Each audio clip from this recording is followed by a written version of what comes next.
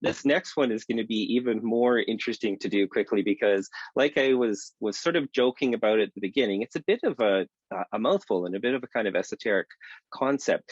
But wanted to show you this. I think I said this before, both to illustrate the kinds of things that we do, plus tweak this for you. Some of you may know about the Taskforce on Nature-Related Financial Disclosures.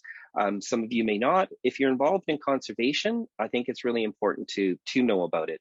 So the organization, their mandate is risk management disclosure framework for organizations, report and act on evolving nature-related risks, and the ultimate aim is supporting a shift in global financial flows away from nature-negative outcomes toward nature-positive outcomes. And I translate that by saying it's about requiring businesses understand their connection to nature and to report it on it in a standardized way.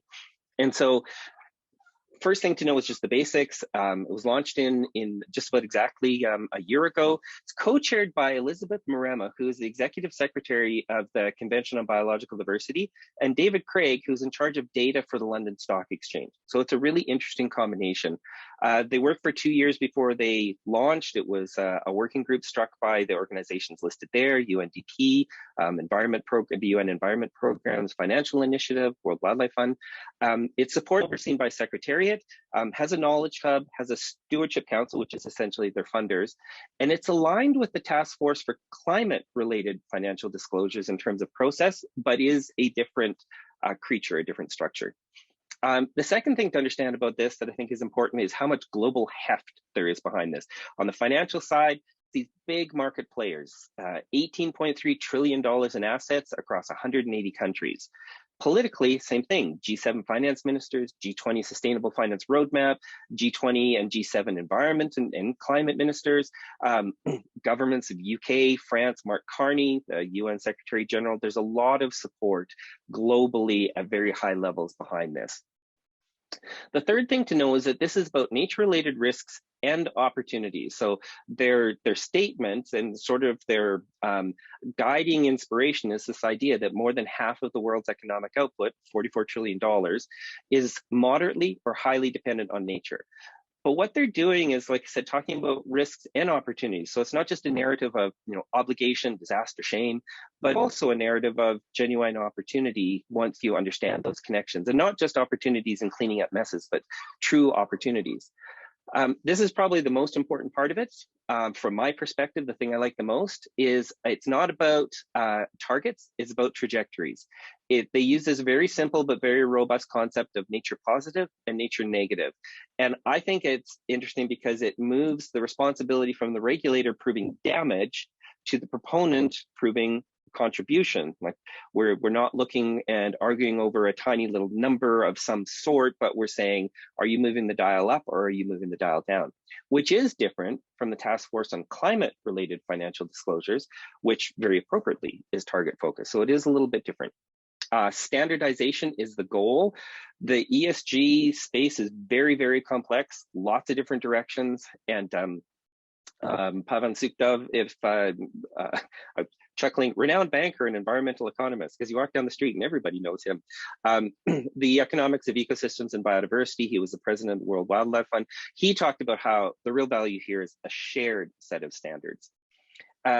Sixth thing to know, intentionally under construction. They're using an open innovation approach, piloting, releasing a new version, all the way up until September 2023 when they will release it. This is really kind of a brain twist. It's finance as a starting point, not nature. And that is a little bit hard, I think, for conservationists to get their heads around. But I look at this comment from this assessment from Elizabeth Marema from the Convention on Biological Diversity when she was talking about our 2010 to 2020 targets, the Aichi targets, and she said, we failed the targets because we assumed implementation was the role of governments. We missed the private sector, finance, business, industry. And that's why she was so adamant about being part of this. So I think that's really important to keep in mind. Despite everything that I've said there, measuring biodiversity is going to be a huge problem for this initiative. We've got a lot of data, but we don't really have a strong sense of how you measure biodiversity. It's different from conceptually doing that for tons of greenhouse gas emissions or parts per million of water pollution. And the financial decision-making mechanism is really binary. It's, are we going to invest or not? Did we make a profit? Did we lose? And so they're focused on a perception of certainty.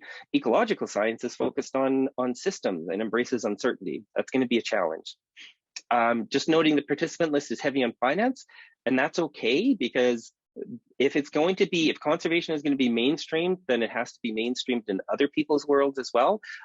It's not a bad thing. They're very transparent about it being market-led, but we as conservationists need to be aware of that. And then the last thing is, I don't think that as a conservation community, we're ready. I think that the finance community that's involved is working on this assumption that there's this definitive biodiversity data in place, and there's not. But I also think that for us to be ready, it's less about gathering more data and more about putting the existing eco-knowledge into a form that's usable by the finance community. And importantly, doing that before it is done for us, before someone else from a finance perspective defines what biodiversity is. And then our role is helping the finance community accept things like ecological uncertainty and limits of this knowledge.